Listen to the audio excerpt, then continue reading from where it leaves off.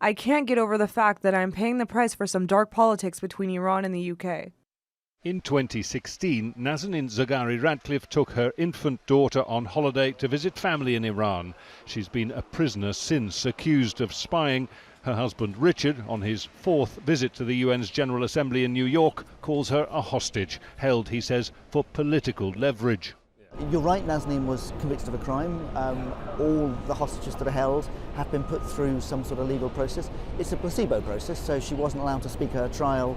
Her charges were never made public, even to her, never been given to the prison, and she was convicted having been told that, listen, if the British government makes the agreement, we won't charge you, we won't sentence you. Nazanin is not alone. Iran is currently thought to hold up to 30 dual nationals whose families insist they did nothing wrong. This year we launched a families alliance with a number of families to say, listen, the world needs to do more to protect people from state hostage taking. Now, Iran is particularly conspicuous in doing it. It's not the only country that does it, and there is a way in which actually the world needs to worry if this can happen more and more. Goodness me, none of us are safe. With tensions in the Gulf spiralling, an international effort is underway to broker new talks with Iran. Presumably for you, negotiations are a good outcome at this point. Conflict would not be.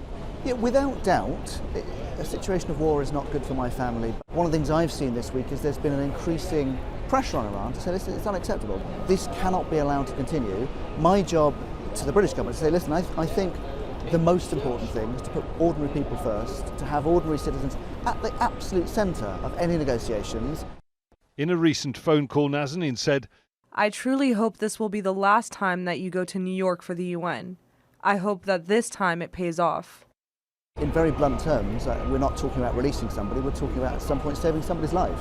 The attritional quality of being held in this sort of arbitrary, brutal way, it has a decimating impact.